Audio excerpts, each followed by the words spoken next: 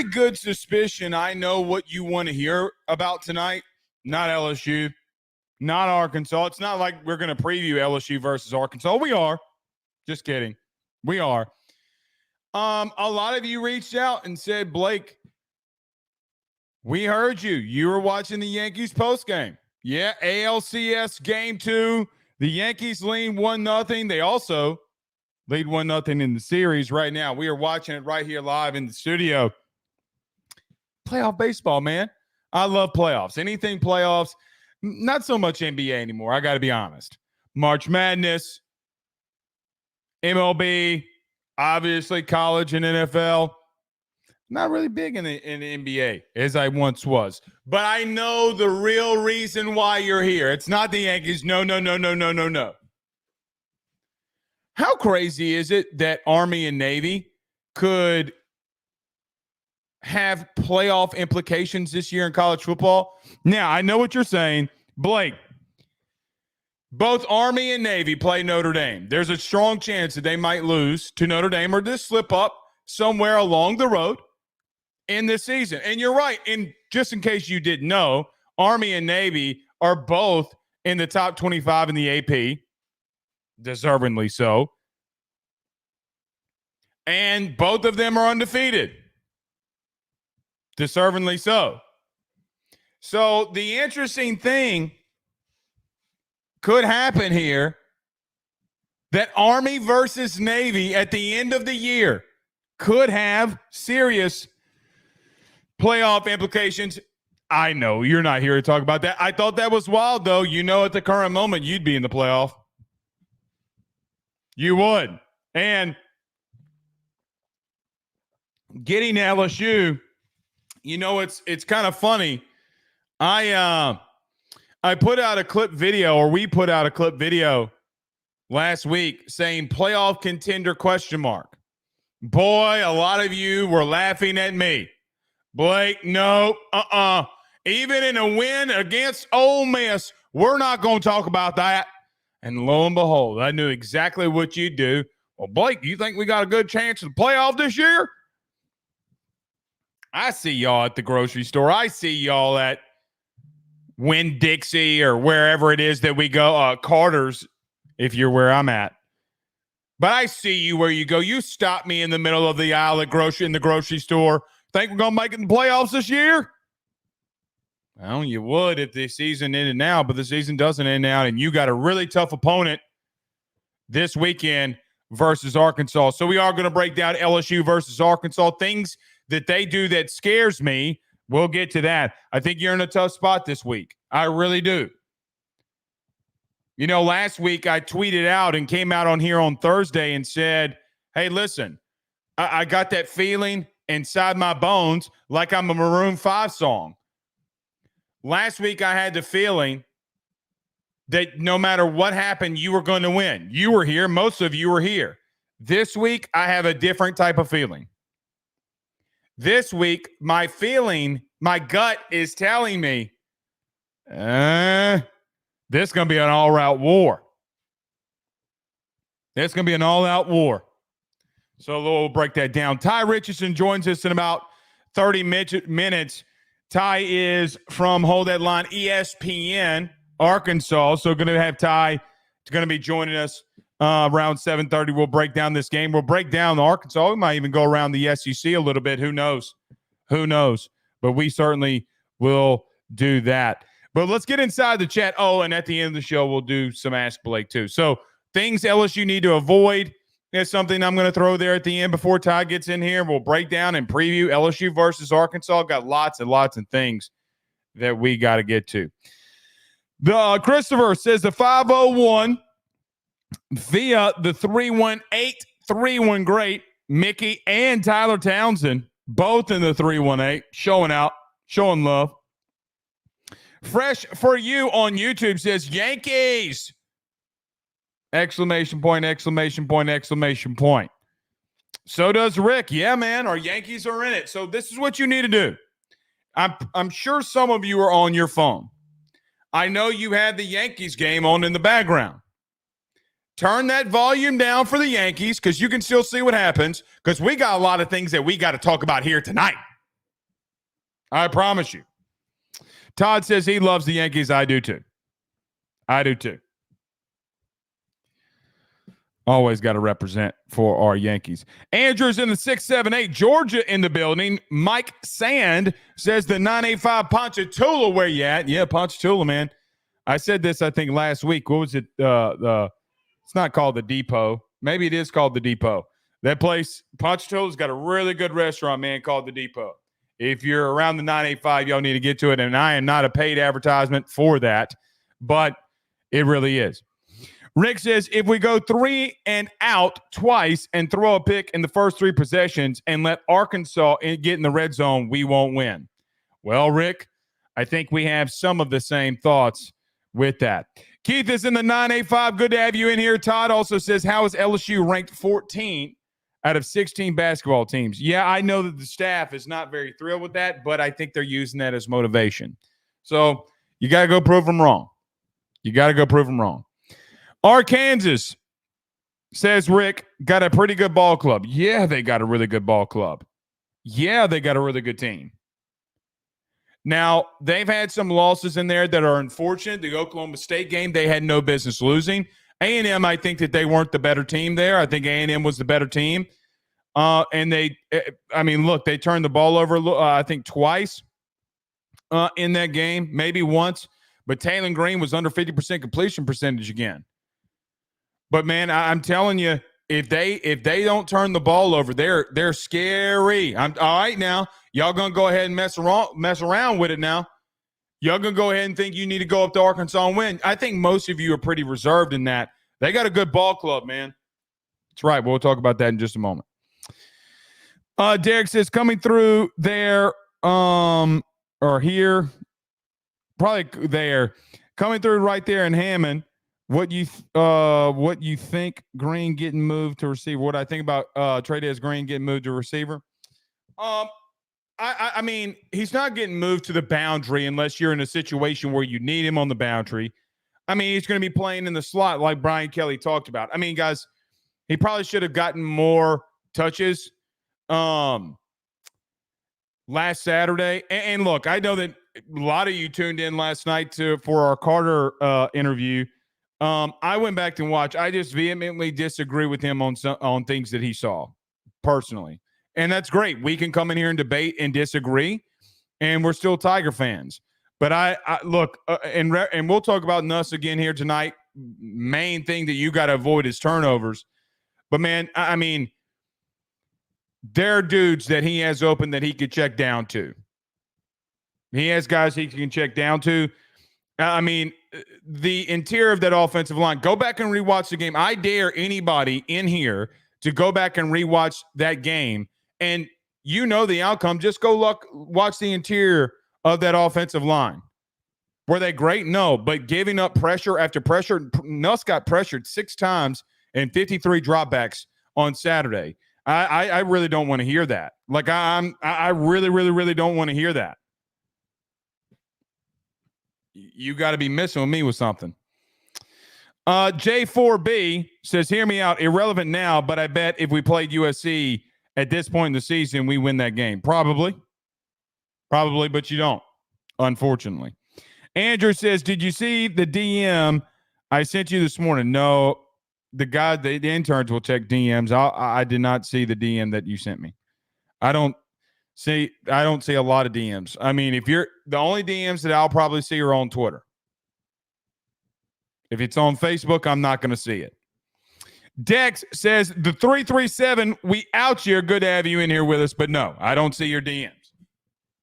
I try to avoid DMs because no, guys, we have 31,400 people that follow us on Twitter. My DMs are never silent. Ever. So, no. I don't check other ones, but I'll check Twitter because, it is what it is. Last one, we'll get rolling. Blake Morgan says, I think the staff is scared that Nuss is going to get hurt when he runs the ball. I don't believe that, Blake, because, I mean, look, man, I talked to Joe Sloan publicly for you to see twice. And in those interviews, let me tell you something about Joe Sloan. He is not telling Garrett not to run. I know it for a fact. Then he tells McElroy, I think that they didn't want it out there, and McElroy said it anyway. It is what it is, that he was going to have to pull the ball down and run like 4 or 5 times in this game, and he did it once. I'm not buying that. You can't play scared, man. You play scared, that's what gets you hurt. That's what gets you hurt. All right, let's get rolling. We got to preview LSU versus Arkansas here. Everyone do us a favor by hitting the like and share to all those groups. If you're on Facebook, share to all of those social media pages. You're watching us, listening to us on YouTube. Like, subscribe, notification bell. Wherever you're listening to podcasts, do us a favor by rating, reviewing, and subscribing. Let's talk about our good friends over at betonline.ag, our good friend Tyler Alexander over at LPT Realty, and our good friends over at J&J Exterminating. Let's get to it, man. No time to waste. BetOnline is the fastest and easiest way for you to wager on all of your favorite sports, contests, events with the first-to-market odds and lines. Find reviews for all the news for each league, including Major League Baseball, NFL, NBA, NHL, combat sports, college sports, esports, and even golf. BetOnline continues to be the top online resource for all of your sports information for live in-game betting, props, and futures. Head on over to BetOnline today and use your mobile device to join and make your first sports bet. Use our promo code BELIEVE50, that's BELIEVE50, BLEAV 50, to receive your 50% off welcome bonus on your first deposit. That's betonline.ag, betonline.ag. He will sell your house and find you a new. Well, Tyler's the man, he's here for you. If you want to buy or sell, well, it's not too late. Dial 955-0008. Just call 955-0008. Y'all call Tyler, he'll shoot you straight. Louisiana is unique. The food, the festivals, even the bugs. No, not mud bugs. Unwanted bugs like these. The ones you don't want crawling in your home or business. Trust the Shield from J&J Exterminating. We've been protecting Louisiana homes for over 50 years, earning the trust of our clients because we deliver what we promise. Protect your home from pests. Get the Shield from J&J Exterminating. J&J Exterminating. Yeah. We're back. All right. Let's get moving. Let me start off by saying this because some of you, we just got a text in from Brian. Brian texts into the show from the 337. He says, Blake, can you talk a little bit more about Trey'Dez Green, even though you just talked about it? So, Brian, here's what I would say about Trey'Dez Green. I think you need to get him more looks. You might need to get him more touches. The RPO that he ran for the touchdown, the safety comes all the way down in the box. Let me stop right there. So last night when I was talking with Carter, when we were talking with Carter, that specifically is why you can't go away from the running game. Josh Williams runs the ball 2 plays before that for 3 yards, and then you have an RPO behind it with Taylor Green for a touchdown. That's what I'm talking about. Look, man, I can live with saying that your interior offensive line is not playing well. What I cannot live with, okay, is that you have 2 running backs that are one was gaining 3.9 yards per carry, okay? One's averaging 3.2 yards per carry. You're getting yards. You cannot go away from the running game. Guys, those runs happened, okay? Like that vehemently happened. You can't take away that you aren't having great success, but you're having some success. The difference, quite honestly, is Ole Miss stayed with it, and they finally bounced one out because they broke a tackle. I think we're a little too naive at times when you play a really good defensive line, what it's supposed to look like. I'm not saying Carter is. I know that he's not. In reference to Trey'Dez Green, though, on that play, the safety comes down because they think that you're about to run the football and it's a touchdown, That's the kind of thing that he possesses. Now you're in a situation where that safety has got to sit back. So if Trey'Dez Green comes in the game this week versus Arkansas in that same type of situation, does the safety sit back or come up in the running game? I don't know. But I think you need to find other ways to get him the football out in space and see what he can do. He looked really good last Saturday night. Let's get rolling. So LSU plays Arkansas this weekend, clearly, for the Golden Boot Trophy. I know that a lot of people in Louisiana don't necessarily or completely take it as seriously as Arkansas fans do. Guys, you don't. I mean, we talk about it all the time. We talked about it last year. It was inside the chat. I asked you, do you think Arkansas is your biggest rival? And about 80% of you said no. Why 20% of you said yes is beyond me, but about 80% of you plus said no. This is what they want. This is their game. This is the team. You are the team that they want to beat. And quite honestly, man, when we look through this preview, when we look at Arkansas, or I look at Arkansas, there are a lot of things that concern me going into this game.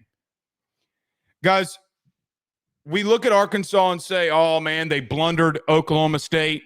They blundered against A&M. I don't see it like that. I see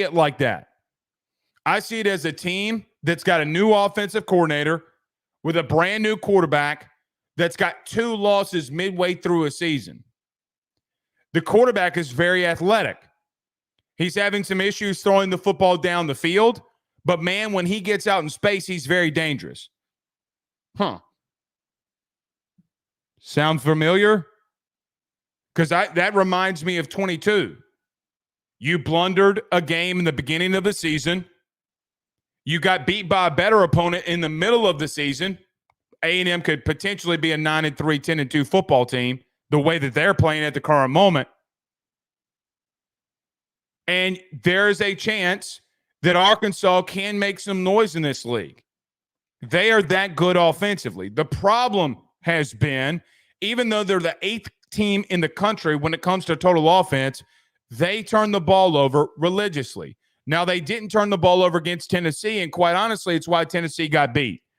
Taylen Green, at multiple times throughout the Tennessee game, multiple times throughout the A&M game, multiple times throughout the Oklahoma State game. Guys, he was given 2 reads and ran the football.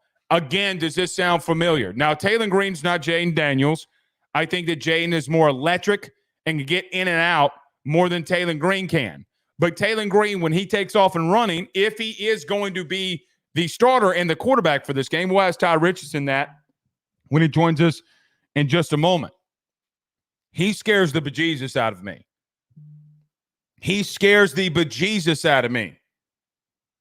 Look, man, Arkansas offensively under Bobby Petrino, who is now back as their OC, they're not a team to play around with.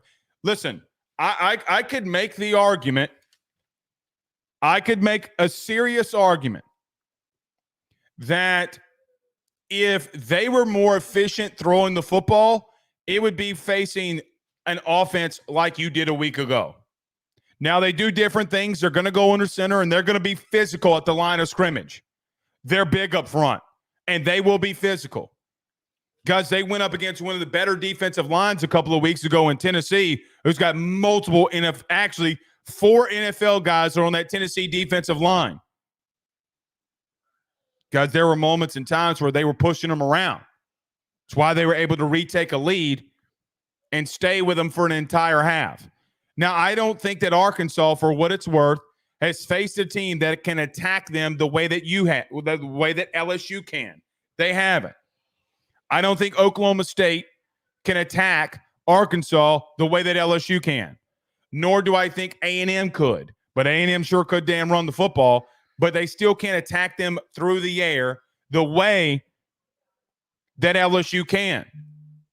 And quite honestly, Nico Iamaleava, the $6 million quarterback, at least that's what he was said that he was going for when he was in recruiting.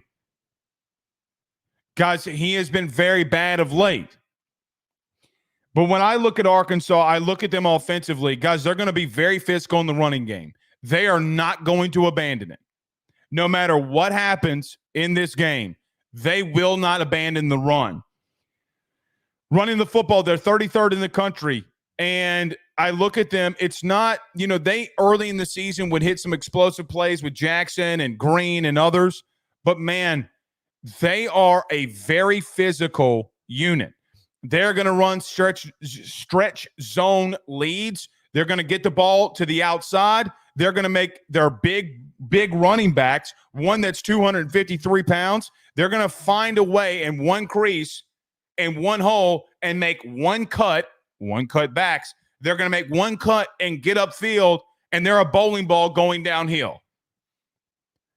Then when they start pounding you and they start sliding the entire defense one way on this massive zone read scheme, they're going to run a bootleg behind it.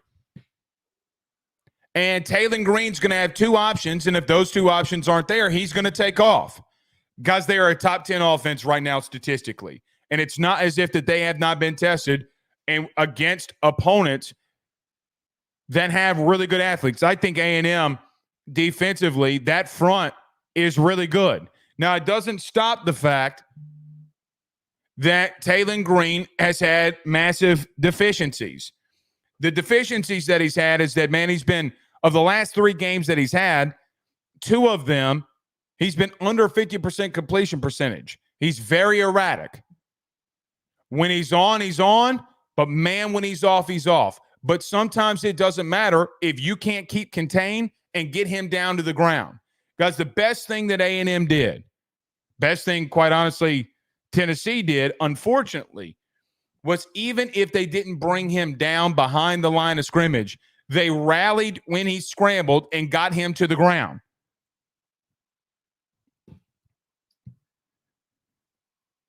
Guys, take the label off of Arkansas for a moment. Take the label off of them. If I told you that you had a team with a dual threat quarterback that's 6'6", that can really run, and you're going into their home with a top 10 offense, a top 25 rushing offense, a top 25 passing offense, what would you say? Well, who have they played? I guess we could do that if we're Texas. Oh, by the way, we're halfway through the season. We're halfway through the season.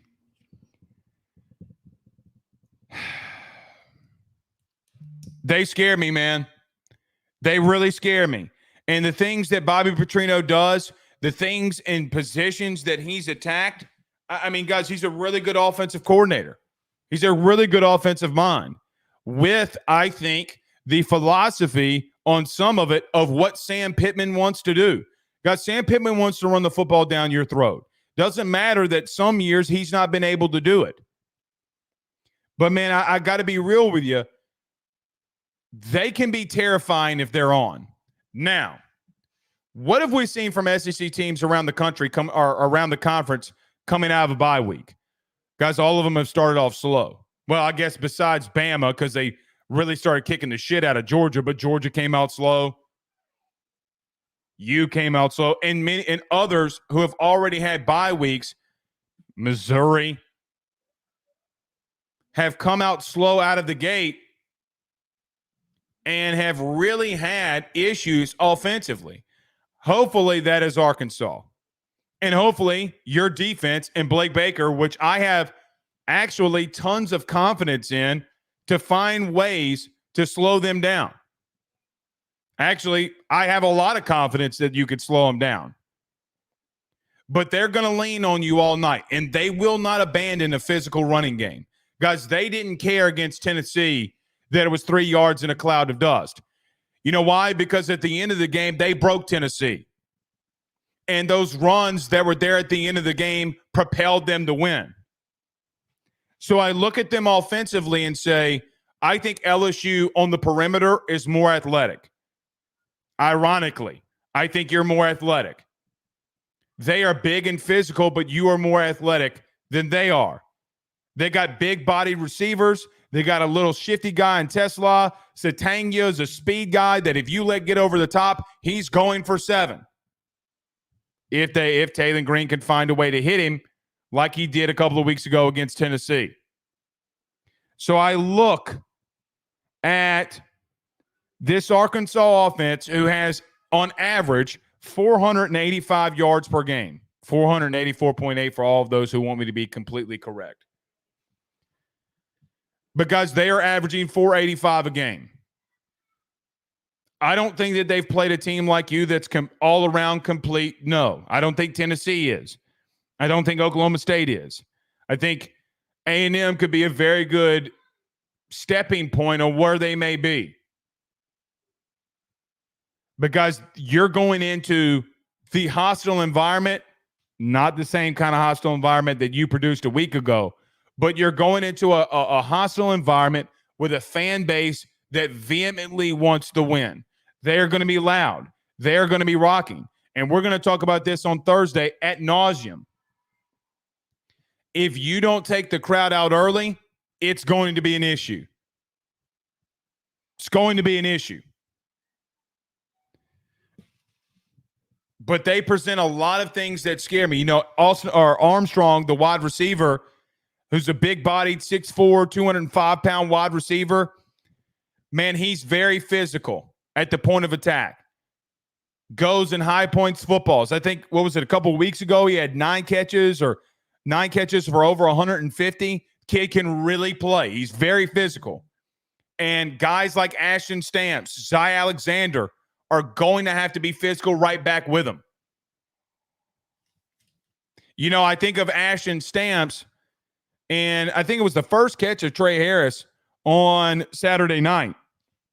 But the first catch that Harris had was a small hitch route that Ashton Stamps came up and made the play.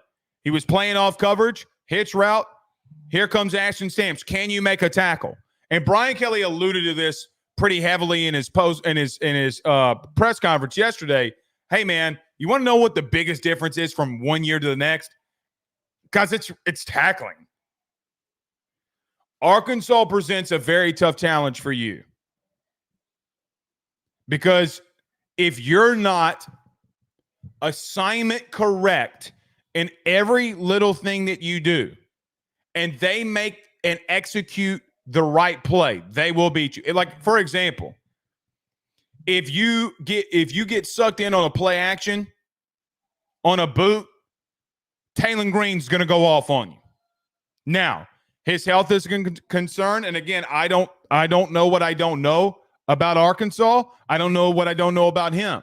But I know coming out of Arkansas right now, listen to a lot of their guys like Ty, they vehemently feel like he's going to play. Now, Ty could come in here and say, well, you know, we thought he was going to play yesterday. Maybe today we don't. I don't know. But there seems to feel, if you listen to Sam Pittman too, that he hopes that he's going to play. We'll find out tomorrow in the injury report. How much more can you progress offensively in 1 week? Now that the monkey is off of your back and you beat Ole Miss, can you excel a little bit? Saying, hey, man, if we can take on that really good defense and score on them, can we go into Arkansas and do it? Well, the answer is yes. Now, I don't know if you taking a excel is a right way of putting it, but what I would say is, man, there are a lot of things that you can do offensively that I have also faith that you can do. Now, I do think that this is going to be a low-scoring game. I think both defenses, I say low-scoring, about like what happened last week is where I see it. Maybe mid-20s to low 30s is about where I see it. But I look at LSU and what Arkansas has in the secondary. Guys, you can win there. Now, I even think that you can win in the running game. I've seen teams that you have better talent than, and they've ran the football on them. You can't get away from it. They're a good D-line, but you can run the football, maybe not break a lot of big runs. You can run the football some. But I think the biggest thing in this game come down to two things when I instantly preview and see it. Number one, I think that your wide receivers can get over on Arkansas. Now, C.J. Daniels We'll see if he plays. I would feel very good that C.J. Daniels plays over Chris Hilton. I would expect Chris Hilton maybe more around A&M unless the good Lord has something else planned. But I think that you can get over on them. I look at Arkansas.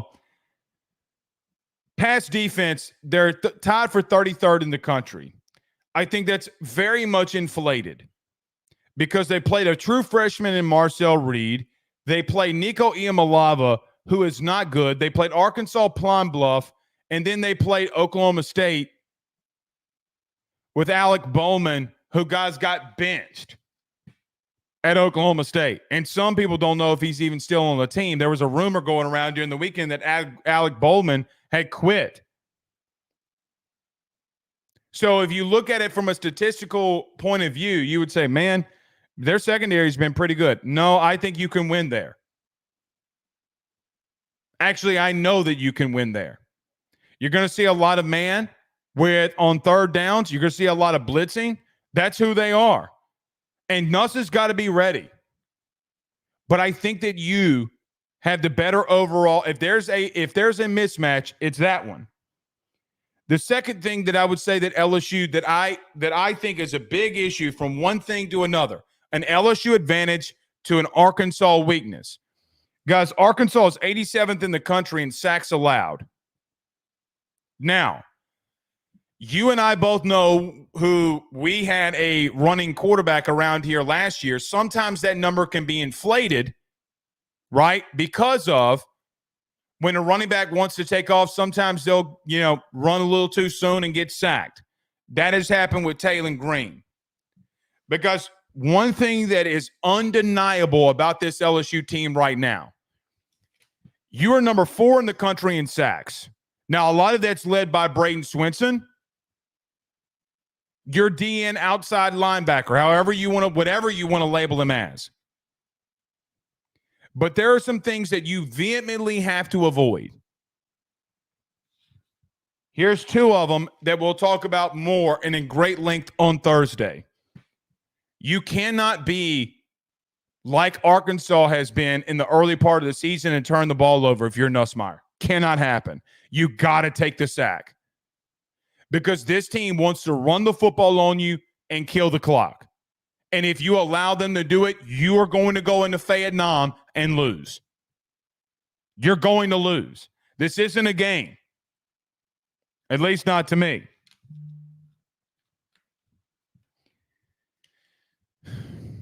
And the other thing that you must avoid vehemently, you cannot let Taylor Green go off on you with his legs. You got to make him sit in the pocket and throw the football. Make him make those decisions. That's much more easier said than done, but it's got to be done. You got to keep him in the pocket. Guys, it's a top 10 offense you're going up against, and quite honestly, they scare me a lot. All right. I've been told in my ear that Tye Richardson is in the building.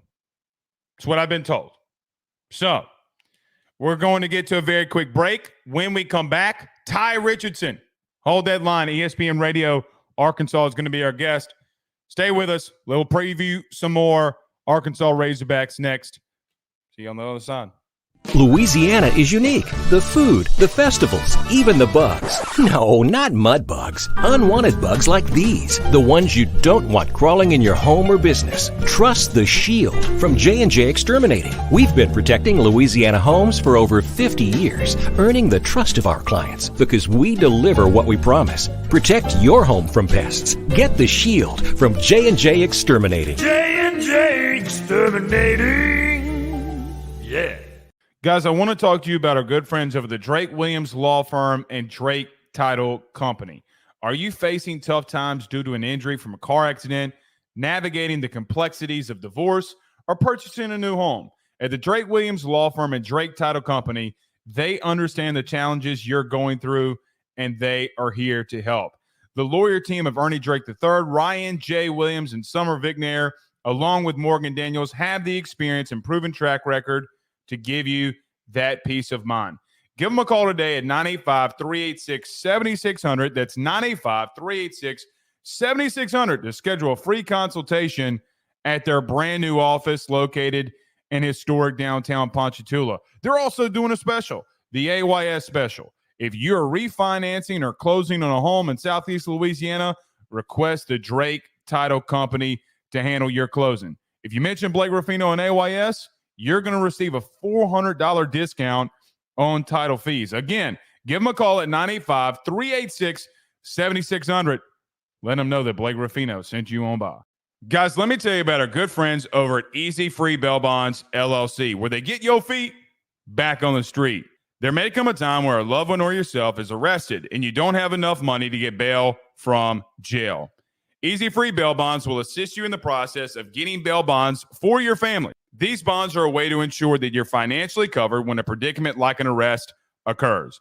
Easy Free Bail Bonds is located inside the state of Louisiana with an expert team of bondsmen that are available to assist you or your family 24/7. The team is professional and has a high-quality work ethic that will give you nothing but satisfaction. The company takes feedback from past customers in order to better their services and are always looking to accommodate and mold their services that best fit your needs. So remember this number, 985-517-3631. That's 985-517-3631. Because when you need to get back on your feet and back on the street, you know who to call. Our good buddy, Tye Richardson, is in the building. Good evening, good sir. How are you?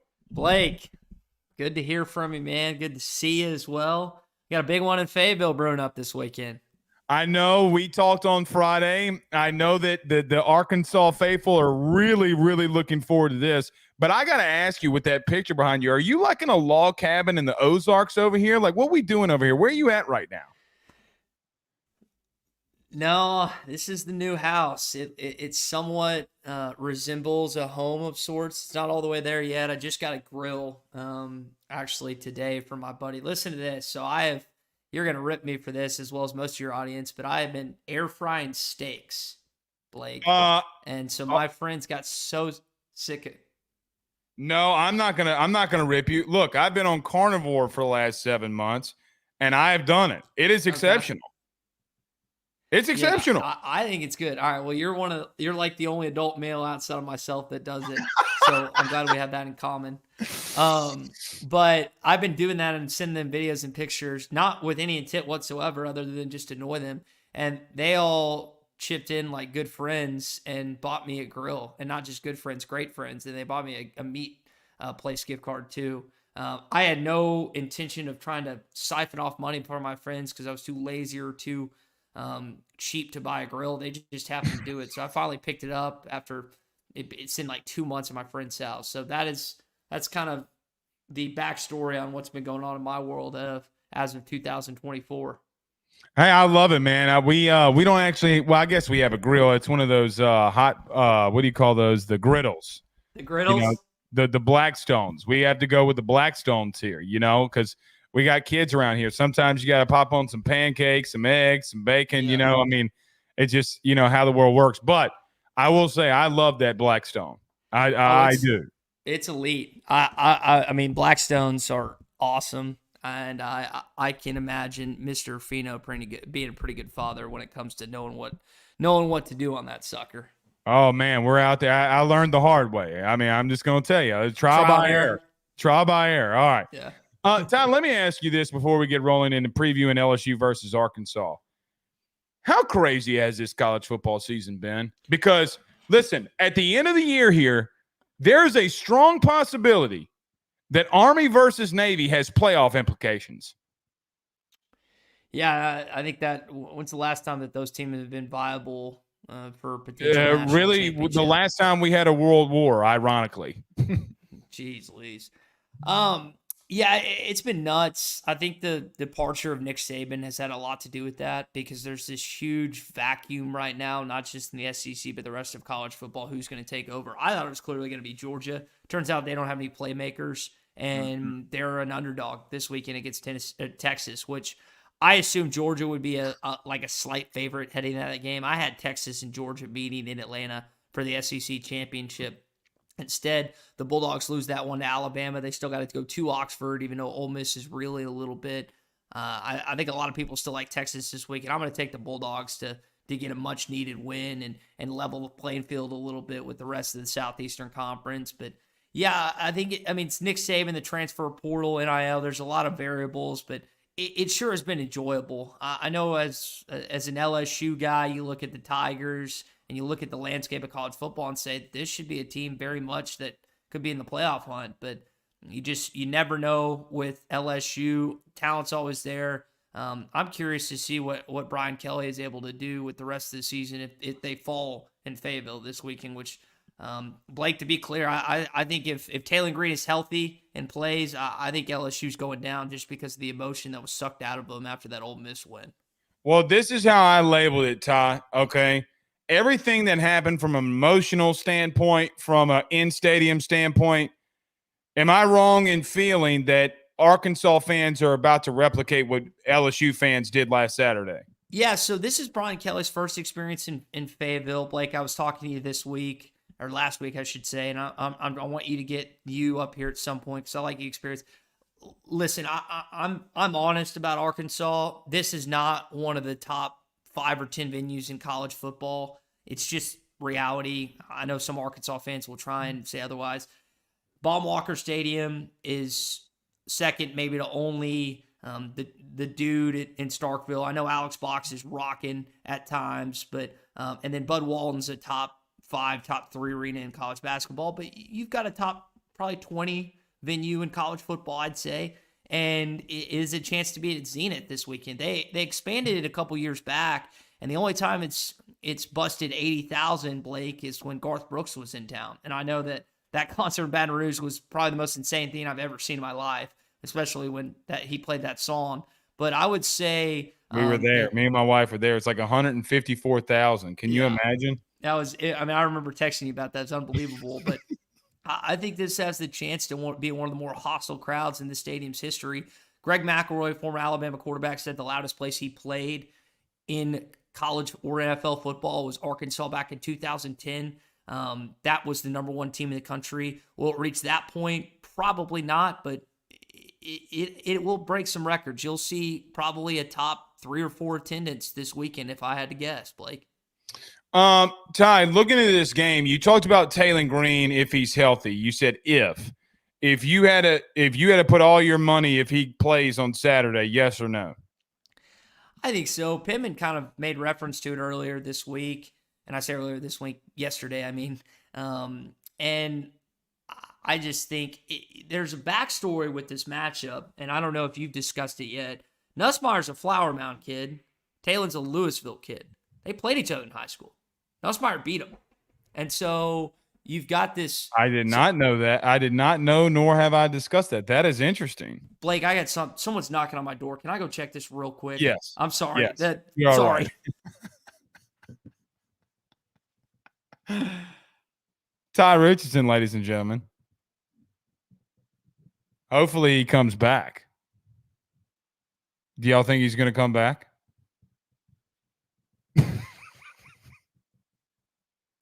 I mean, I was waiting for the answer if he thought Taylen Green was going to. It is tougher to get the answer if Taylen Green's going to play or not this weekend than anything else.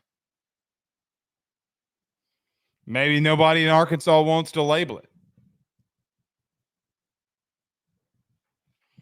Maybe nobody wants to label it. I understand it.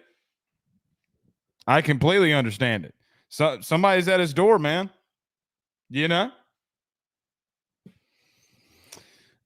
Daniel Williams says that's a first. I mean, yeah. Actually, no. I feel like we had one before, but yeah. Dane Bergeron says Blake didn't BK and LSU play in Fayetteville 2 years ago. Yeah, I think they did. It was the Harold Perkins 4-sack game. I'm pretty sure. Rick says, so Nuss already beat Green. Yeah, I mean, that's per Tye Richardson. I did not know that. Hog Fan 40 ounce. Now that's a hell of a name right here. Hog Fan 40 ounce. Hey, Hog Fan, thumbs up or thumbs down in the chat. Have you ever played Edward 40 Hands. Do you know what Edward 40 Hands is? Edward 40 Hands is when you duct tape 2 40-ounce Smith's malt liquors on your hands, and you got to finish them before the duct tape comes off. But he says Talon may not be as mobile if he starts. So, yeah. All right, so Ty Richardson's back with us. Man, you okay? Was it, you all right? Listen, it was, so I got this house back. I closed on in July, and this nice lady just came to the door with, I think, ADT and was going over some security perimeters, which I've got some stuff available, but she was going over some things. And yeah, that is, I apologize but I was like, who's knocking on my door at 7:43 at night? But she's going to come back in about 45 minutes. Hey, just another thing to worry about as a homeowner, making sure your house is secure, I guess, Blake. Oh, no. Hey, man, you know what I have for home security? Ricky and Lucille. Okay. Probably smart. I probably, and it's on my list. I have this list of things I'm supposed to get, Blake, and first off, I need to take a class involving guns. But, if I'm just being honest, but that is on. I'm trying to find this list. That is on this list is to buy. I have a knife next to my bed, but that's not going to do me much good if someone walks in with a gun. Yeah, so. Glock 40. Yeah. You're welcome. All right. So you were saying Talon Green. I asked you if he was injured, and you said Sam Pittman had talked about earlier this week. Yeah, sorry. Yep. Sorry about that. It kind of right. Yeah, I think he's going to play. I think, again, I brought this up. I think if he plays and he's healthy, Arkansas wins. I think if you look at just the emotion that LSU played with on Saturday night, being in Baton Rouge, Louisiana, being in Death Valley, a place that it's just, as they say before every game, dreams come to die.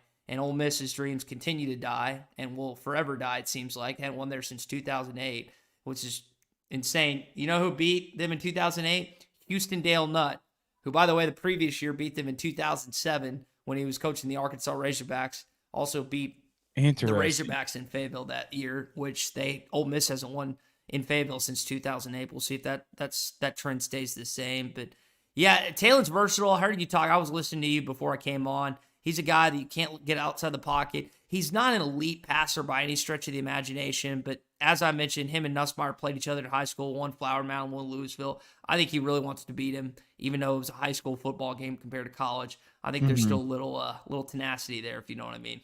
Oh, 100%. And that's something that I did not know and something definitely that needs to be discussed. Ty, I mentioned this earlier because on Tuesdays I go in a pretty in-depth conversation about the opposite team that we're playing versus obviously LSU here.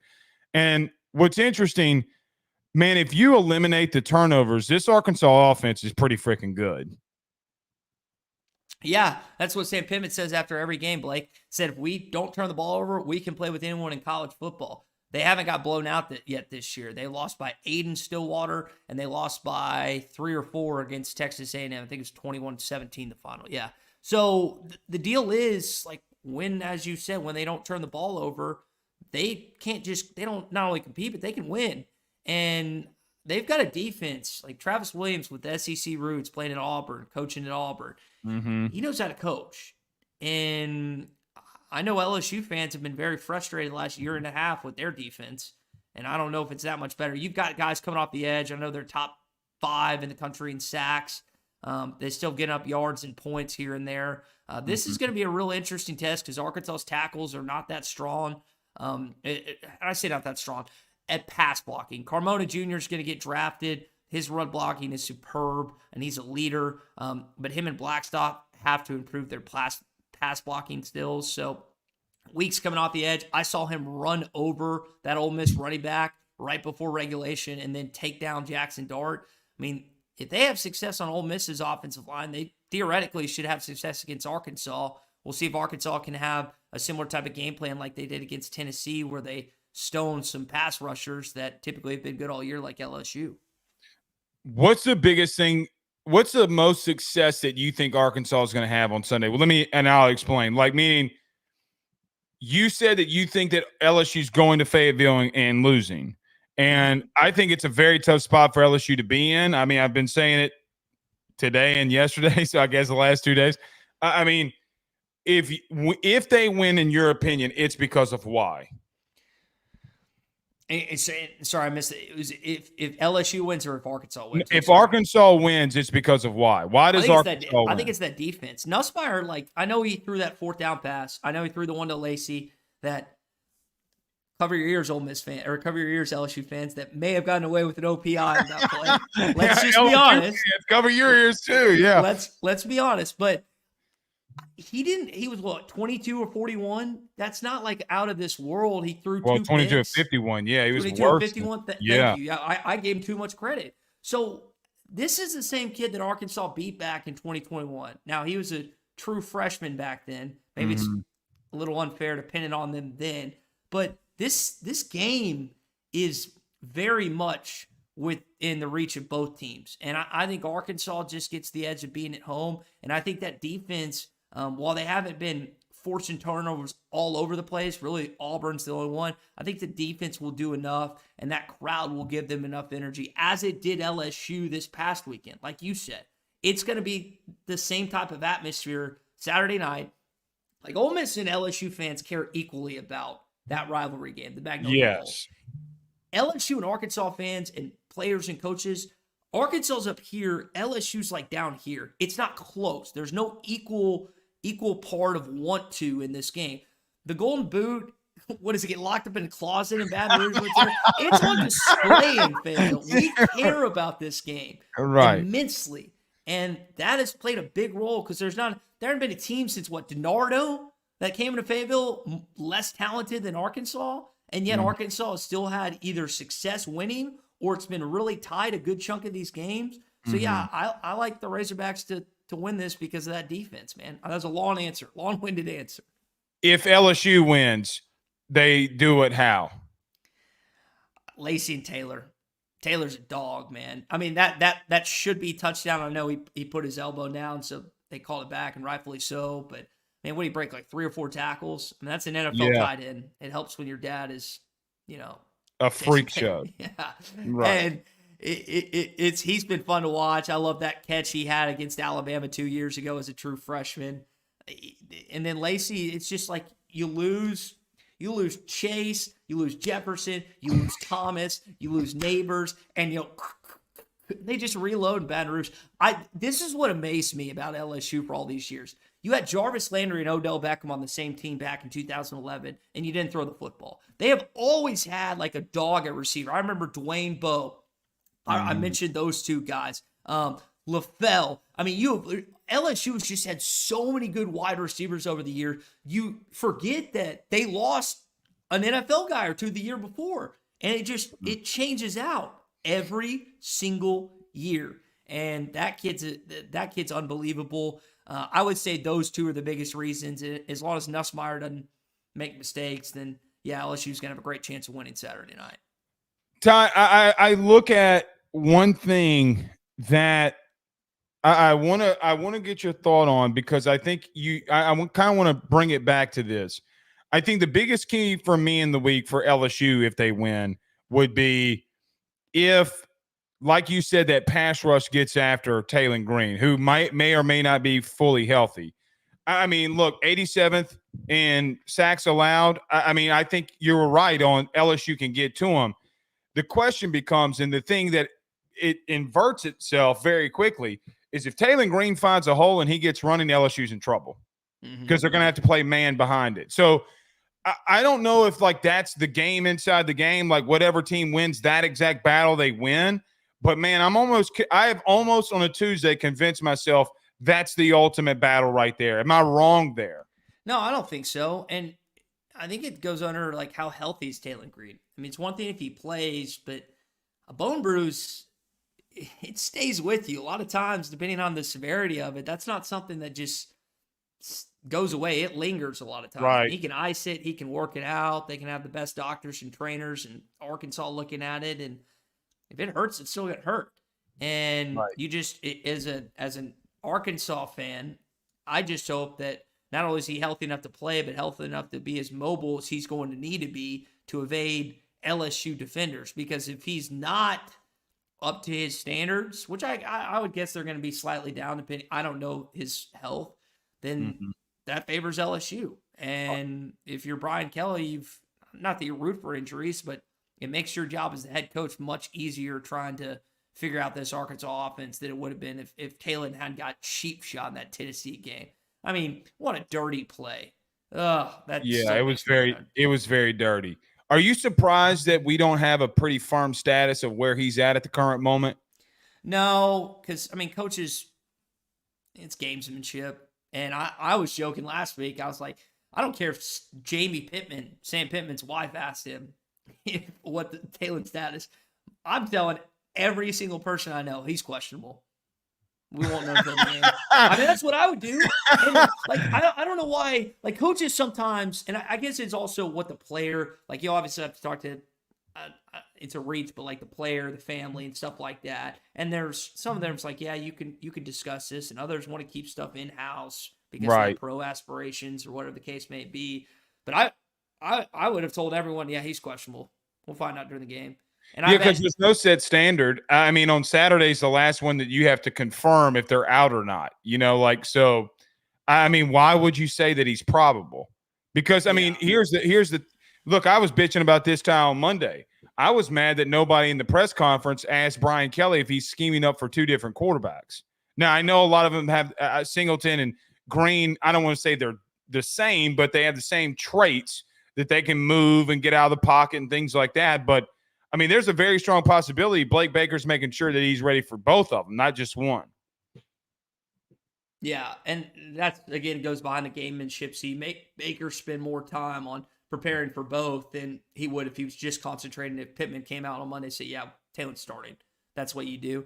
Now, I'll say this, and I've said it on the show all week, if Malachi Singleton, and I like Malachi Singleton, I like his parents, that was an emotional video, emotional win after beating Tennessee. Yes. You got to have some balls to come in as a redshirt freshman and lead your team on a game-winning drive when you're down. I mean, I don't care if you're at home. I don't care if you're on the road in Neyland Stadium. That is a tough place to be. And he did it.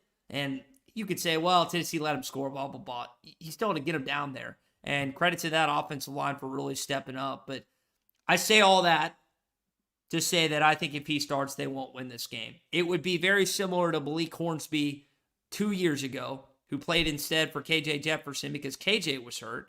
Right. And that was the Harold Perkins coming out party, if you remember. Oh, yeah, I remember. I think he had 2 forced fumbles, 3 sacks.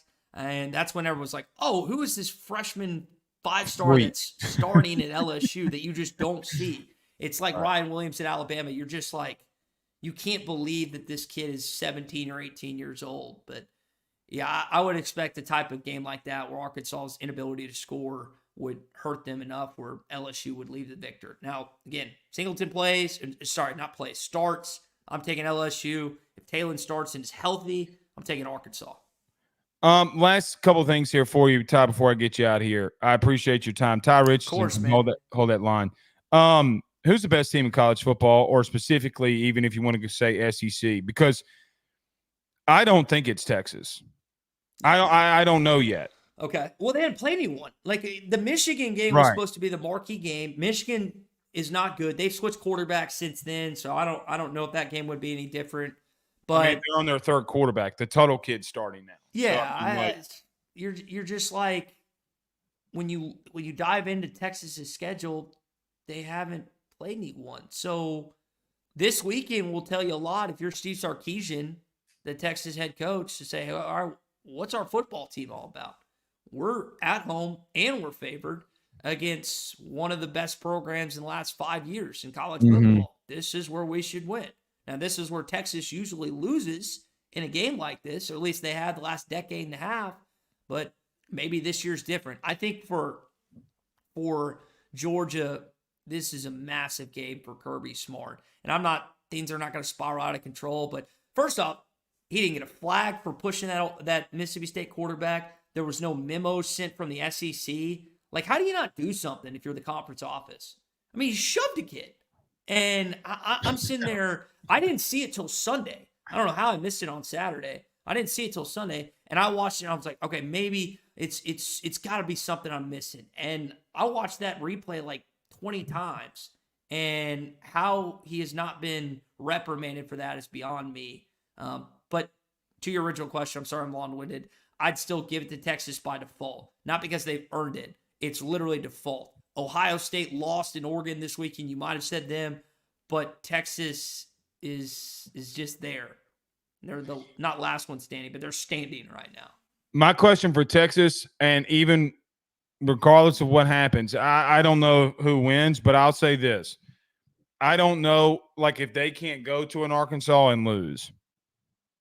Do they come? Because they come to y'all, correct? November the 16th, baby. We got LSU this weekend, Ole Miss in 2 weeks, and then Texas in a month. It's an incredible home stretch. That's awesome. Because wasn't it last year? Y'all barely had home games, like, because of the it's terrible whole month. Last thing for you, A&M. You got to see them up close and personal. I'm going to tell you something.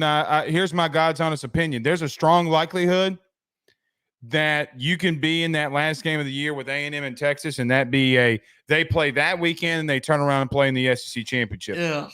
Oh, that's gross, right? I know it's gross, but Ty, if A&M can find a way to beat Mississippi State this weekend, then they have LSU.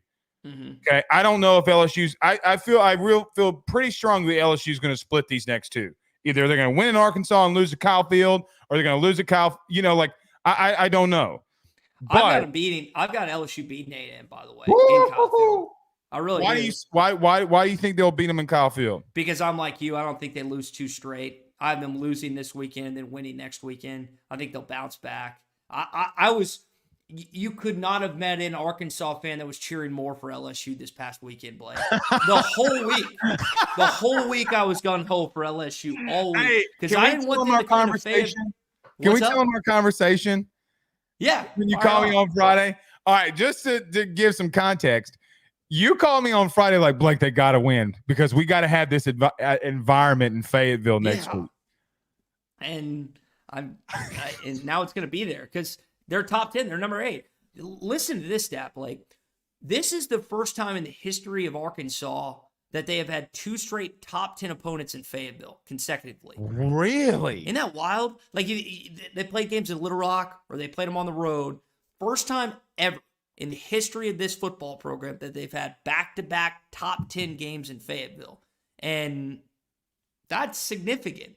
And what the Tennessee win did is there were 75,000 in attendance, and I know LSU's like over 100,000, so for a lot of fans listening, that's not that big of a deal. But you have given those fans that were on the fence that didn't show up for the Tennessee game, it's like, we got to be here for LSU. Because, 1, fans hate LSU more than they hate Tennessee. And 2, this team showed that they can win a one-score game, which they didn't do it all last year, with the exception of Florida. Right. So there's a lot of things leading me to believe that this is going to be an insane place come Saturday night at Donald W. Reynolds Ridgeback Stadium. I lied. Here's the last one. No, keep it going, man. Well, no, I promise because I got to go too. But has Sam Pittman saved his job yet, or what's your thoughts on that? Man, they would literally have to. They're 4-2 right now, right? So they would have to lose every SEC game for him to even be of consideration being let go. They equaled their win total from last season, and they have half their games remaining. They're going to beat Louisiana Tech. No offense to any Bulldogs fans listening. They're going to beat Mississippi State. That's 2. So that's a bowl game. They will win at least one between LSU, Ole Miss, and Texas. They won't lose all those games. They won't finish 6-6. So, yeah, I think he's pretty safe. But why not? Why the hell would you want to be safe? Why don't you go 8-4? Like, they went 8-4 back in 2021. They won their bowl game, beat Penn State. It was 9-4. It was awesome. That's like, for Arkansas fans, that's great. Like, this isn't Baton Rouge where you want to hang your coach for going 8-4. We're in Fayetteville, Blake. You know how happy I am going to be at the end of the season? And as we approach basketball with Cal, I know SEC Media Basketball today, and we're talking about an 8-4 football team, I'll be rock hard. And LSU fans will, be calling suicide hotlines. Big difference. Major difference in Fayetteville and Baton Rouge. If you don't have an ED sponsor, Blake, you might get one. You can use Oh, that. man. Voice Where's tracking. Blue Chew when you need him? We used to have Blue Chew on the show. Where's Blue Chew when you need him? Oh, God, I'm crying. I don't want to end on that, but I think it's a perfect place to end it. Tye Richardson, ESPN Hit Radio. Hold that line. Thank you so much, dude. Good luck this week. You know I love you. I'm not cheering you on this week. Okay. I am not cheering you on this week, but nevertheless, I do think that Arkansas is a really good football team, and it's going to be a fun game.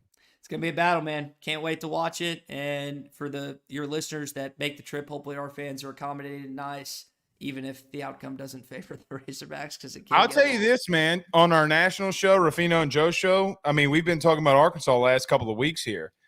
Man, they hated our guts, and then when we started giving them love, they were like, hell yeah, woo, woopigsooie. There is not a fan base in college athletics that loves you more as a national. And I know you're local with LSU, but when you and Joe do the national show, there's not a fan base that flocks to media content more than Arkansas. And it's a smaller fan base relative to most schools, but it's insane. Like, you say one or two nice things about the Razorbacks and their football, basketball, baseball team, they will love you till the end of time. And you'll get the views, you'll get the clicks, and you'll get all the things that come with it, Mr. Blake. Oh, well, they got some good duck land up there. I might need to start cheering them on some more. So, Tye Richardson, thank you so much, buddy. We'll talk soon. See you, Blake. All right, that's Tye Richardson. Fantastic. I ain't going to lie. I lost my mind when he said I'm going to be on Rock Hard.